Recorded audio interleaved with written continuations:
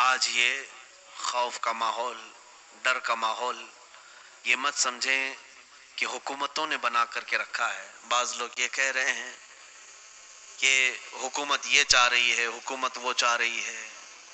حکومت کیا چاہے گی؟ حکومت کی خود جان کے لالے پڑ گئے ہیں۔ آج حالات ایسے ہیں کہ یہ وائرس حکومت کے اونچے اونچے تختوں پر بیٹھے ہوئے لوگوں کو بھی اٹیک کر چکا ہے۔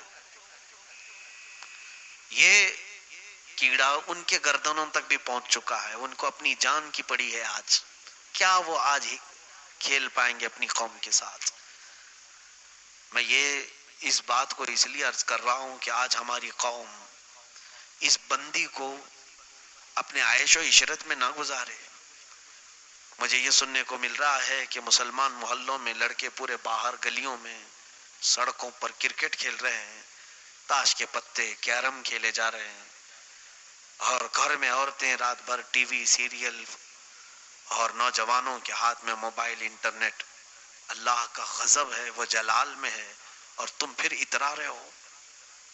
تم اب بھی اپنا غرور اور تکبر بتا رہے ہو اللہ کو۔ رب تبارک و تعالیٰ نے آج جو پوری کائنات کو جس طرح سے مولا نے روک دیا ہے، قریب ہے یہ موت تمہارے تک بھی آ جائے گی۔ یاد رکھنا، جن لوگوں نے مذاق کیا چند دنوں پہلے، ان کے گھروں میں بھی یہ بیماری داخل ہو گئی۔ آج وہ لوگ کہہ رہے ہیں، انگلینڈ والے بھی، انگلینڈ کے کئی لوگ کہہ رہے ہیں کہ ہم تو اس پر جوکس بنا رہے تھے، لیکن اب ہماری ماں اس بیماری میں افیکٹڈ ہے۔ ایک مولانا صاحب ہیں۔ میرے عزیزو، یہ تمام معاملات ہلکے انداز میں لے کر کے نہ چلیں۔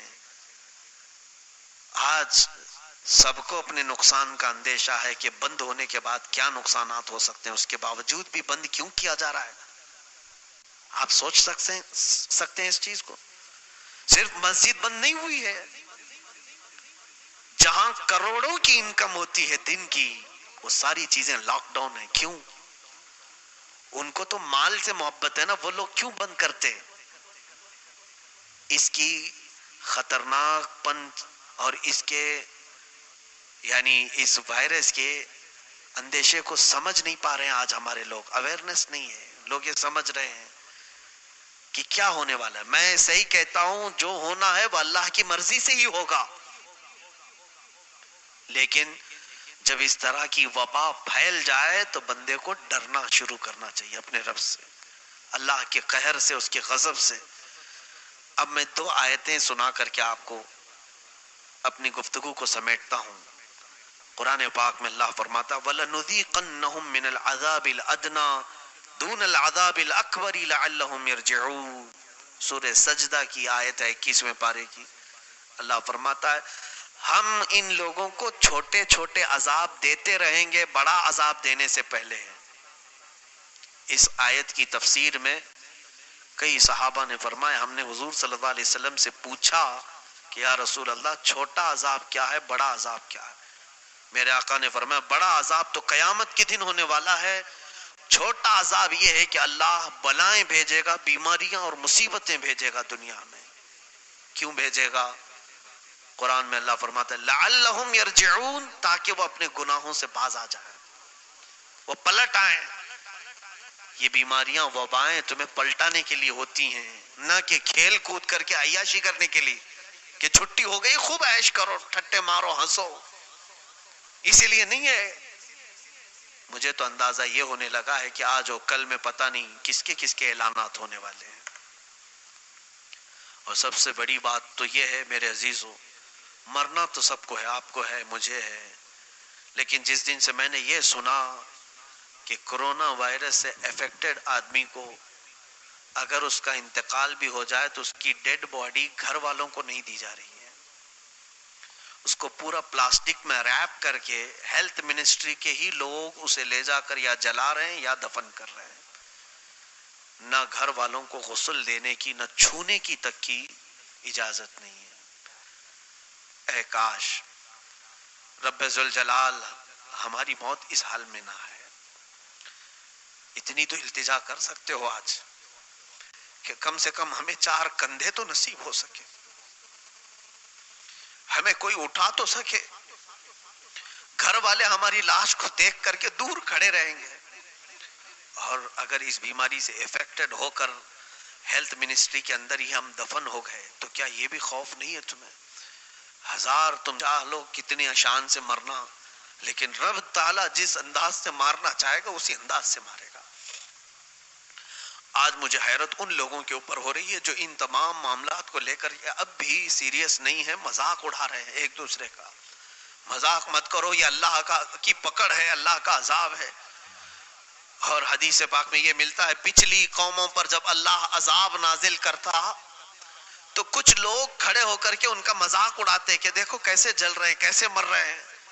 رب تبارک و تعالیٰ اپنے جلال میں ان لوگوں کو بھی گرفتار فرماتا. آج یہی ہو رہا ہے.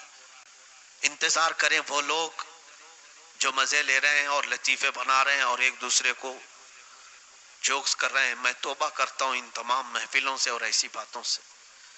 اب کرنا کیا چاہیے ان حالات میں؟ میں اگر وہ ڈاٹا لے کر کے بیٹھوں تو بیان کرنا لمبا ہو جائے گا.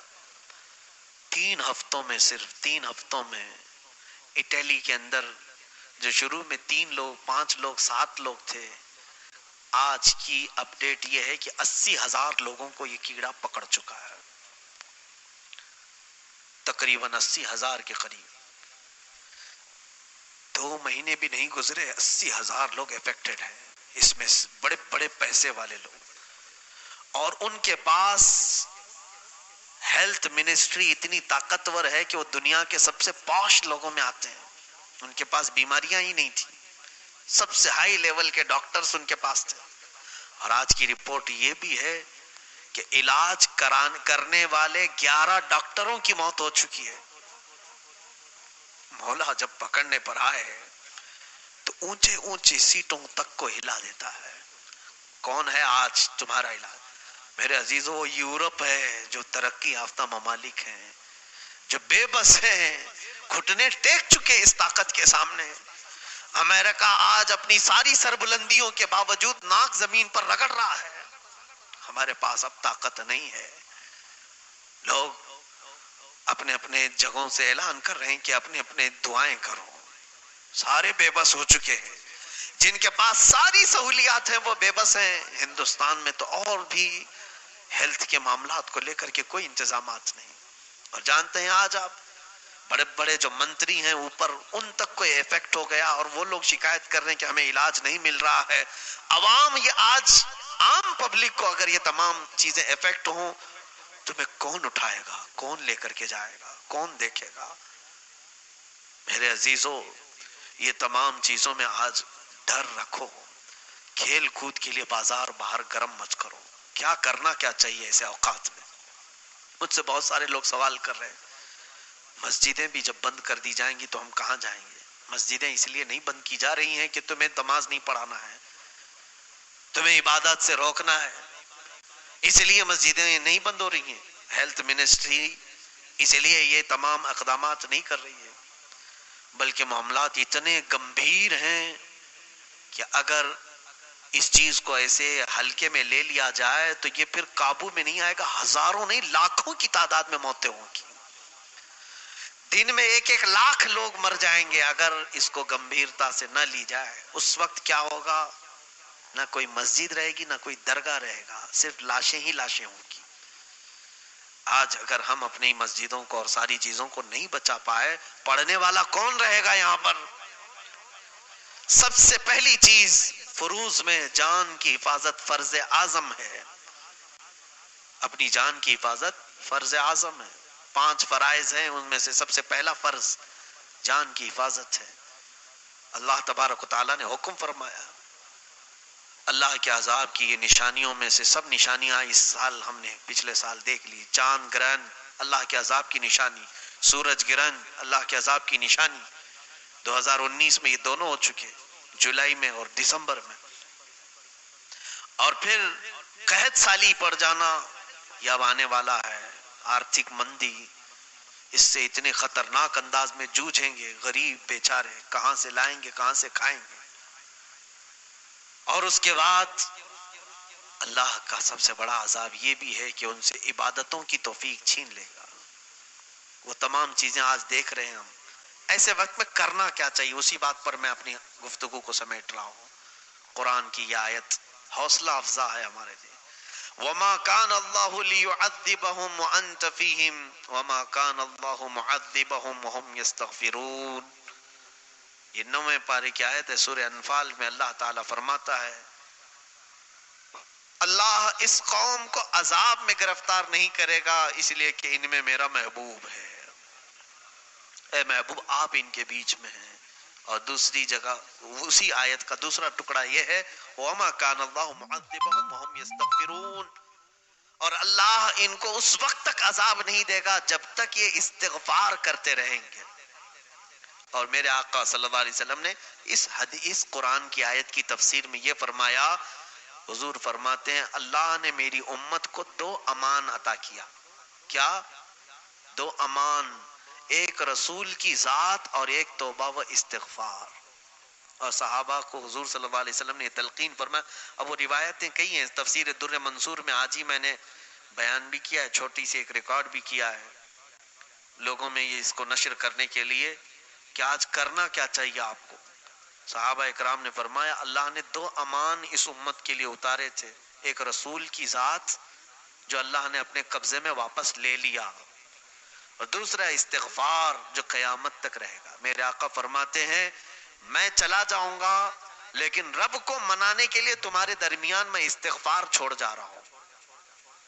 کتنی بڑی بات ہے. اور حضور صلی اللہ علیہ وسلم کی ایک حدیث یہ بھی ہے، امام احمد نے اس کو روایت میں نقل کیا ہے. فرماتے ہیں میرے آقا صلی اللہ علیہ وسلم اللہ کے نزدیک تمہارے استغفار سے زیادہ کوئی چیز پسند نہیں ہے کہ وہ تمہیں ہر تنگی سے نجات دے دے گا، ہر بلا سے ہر مصیبت سے آزاد کر دے گا. آج لوگ جو جس طرح کی مصروفیات میں ہیں، میں بڑے ادب کے ساتھ گزارش کروں گا بچوں سے، جوانوں سے، بڑی عمر کے حضرات سے، عورتوں سے، اپنے اپنے گھروں میں بند ہو جاؤ، اپنے گھروں کا اعتکاف کرو اور سب کو لے کر کے بیٹھے، دسترخوان بچھائیں، دانے ہوں تو ٹھیک ہے نہیں تو تسبیح لے لیں.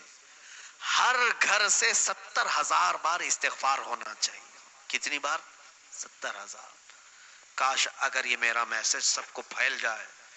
دیکھیں اگر ہمارے گھروں سے استغفار کی گونج اٹھی تو میرے مولا کا وعدہ ہے جب تک استغفار کرتے رہیں گے میں عذاب نہیں لاؤں گا، عذاب نہیں آئے گا. اللہ تعالیٰ اپنے وعدے کے خلاف نہیں فرمائے گا، کبھی نہیں فرمائے گا. حتیٰ کہ ایک حدیث میں یہ بھی ملتا ہے کہ اگر بجلیاں آ بھی جائیں تو استغفار کرتے رہو گے تو تمہیں نقصان نہیں پہنچائیں گی. اللہ کا وعدہ ہے، اللہ کا وعدہ ہے. ہم تو اب ہر نماز کے بعد استغفار کر رہے ہیں، لیکن میں گزارش یہ کروں گا کہ ہر کوئی اپنے گھروں میں آج بیٹھ جائے. اور آج بڑی رات ہے، عیاشی میں نہ گزارو، خواہ مخواہ پولیس کو پریشان کر کے ایک دوسرے کو کھینچم تانی کرنا، اب بھی عیش کرنا، لہو و لعب میں گزارنا. میرے عزیزو اللہ کے عذاب کو دعوت دینا ہے، اس کے جلال کو، اور تم اترا کر کے دکھا رہے ہو کہ ہمیں کچھ نہیں ہو سکتا. اسی طرح انڈونیشیا کے ایک عالم نے ہمیں یہ کہا تھا کہ ہم بہت روکتے تھے لوگوں کو کہ یہ بیچ پر جو عیاشی ہو رہی ہے مت جاؤ. کہا کچھ نہیں ہوتا ہمارے ساتھ. جس دن سونامی آئی اللہ کی پناہ ایسے تباہی مچائی تھی کہ جن لوگوں نے کہا تھا وہ سب پتہ نہیں ان کی لاشیں بھی کبھی مل نہیں سکی آج تک.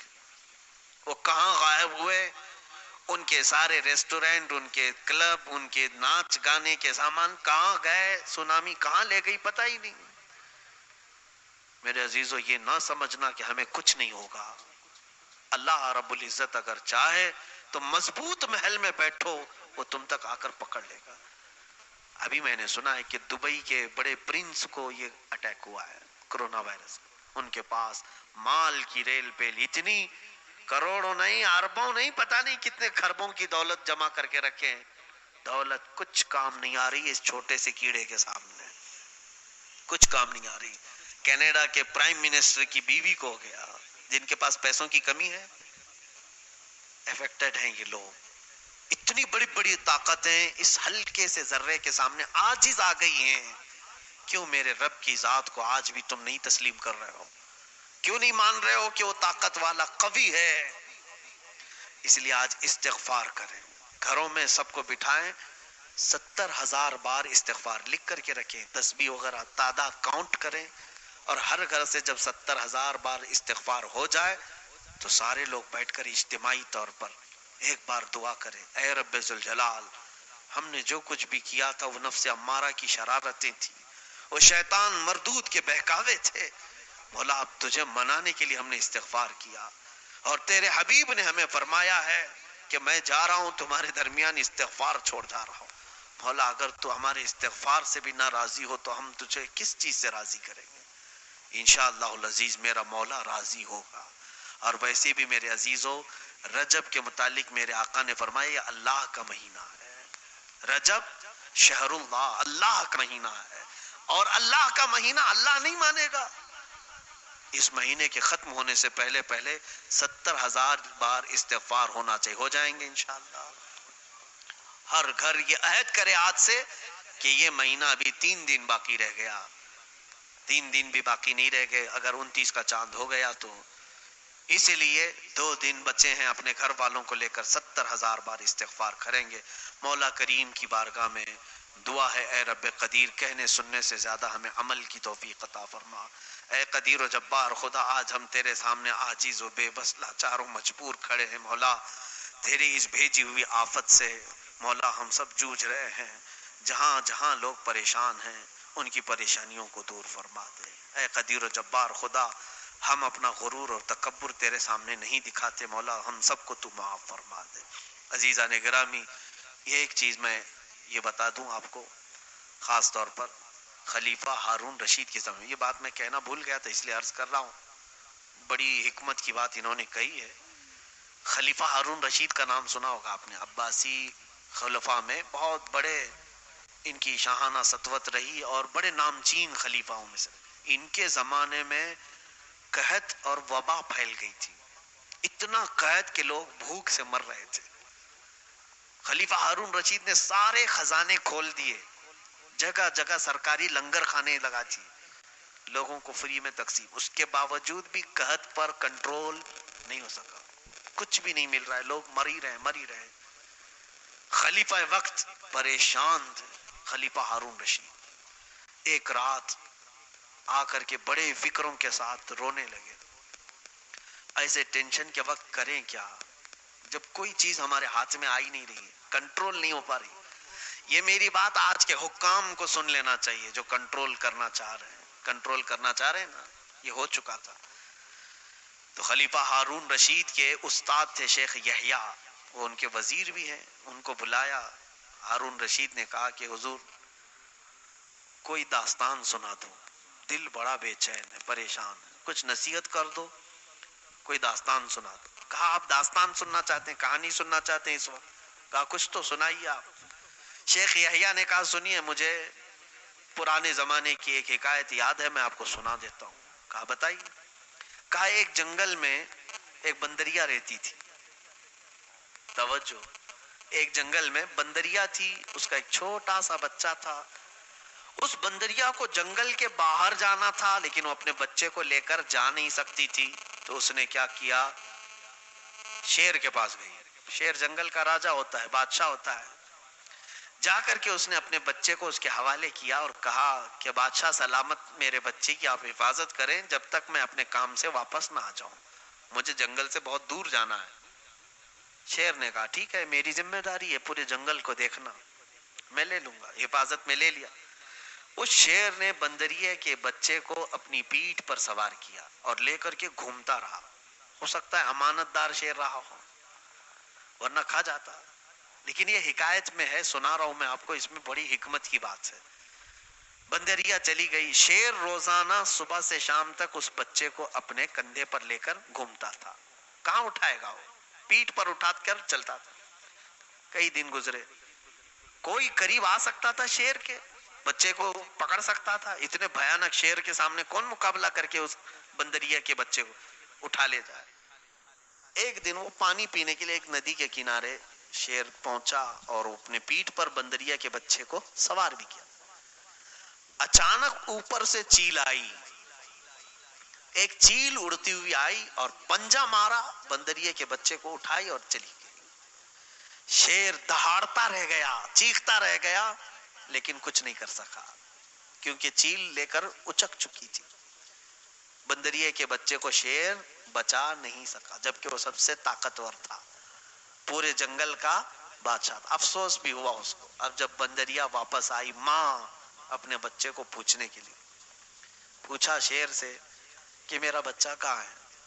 تو شیر نے کہا مجھے بڑا افسوس ہے، میں تیرے بچے کو بچا نہیں سکا، میں پیٹھ پر لے کر گھومتا تھا، کہیں ادھر ادھر چھوڑ کے بھی نہیں جاتا تھا تیرے بچے کو، لیکن وہ چیل آ کر اٹھا لے گئی۔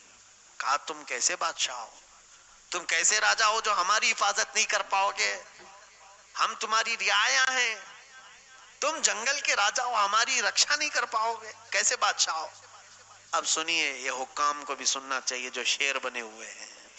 یہ شیر ہے نا، شیر نے کیا جواب دیا بندریا کو کہ بندریا میں راجا ضرور ہوں، میں بادشاہ ضرور ہوں، لیکن زمین کے اوپر یہاں موجود جانوروں کا آسمان سے آئی ہوئی چیز کو میں کیسے روک سکوں گا؟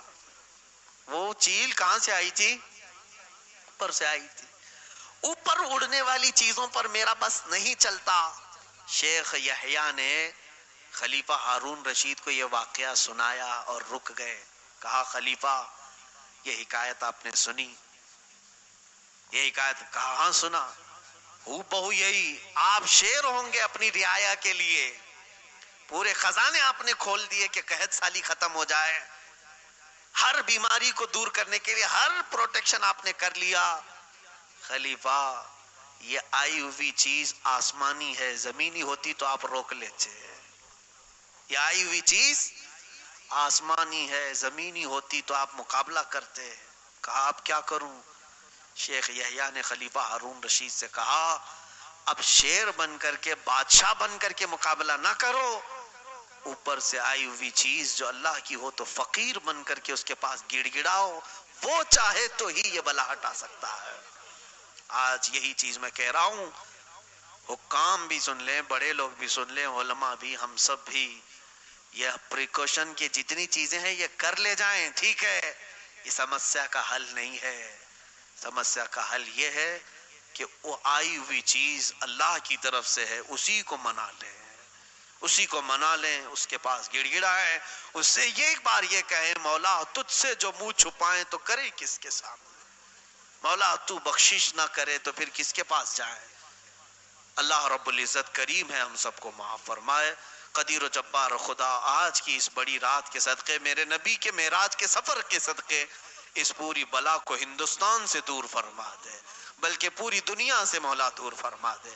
اس میں مولا غریب لوگ بھی مر رہے ہیں، امیر بھی مر رہے ہیں، بے گناہ بھی مر رہے ہیں، گنہگار بھی مر رہے ہیں، ہر طرح کے نیکوکار گنہگار سب ملوث ہیں۔ اے اللہ تو اپنی اس پکڑ سے ہم سب کو آزاد فرما دے، تاکہ مولا تیری مسجدیں شان کے ساتھ کھلی رہیں، علل اعلان ہم نمازیں پڑھ سکیں۔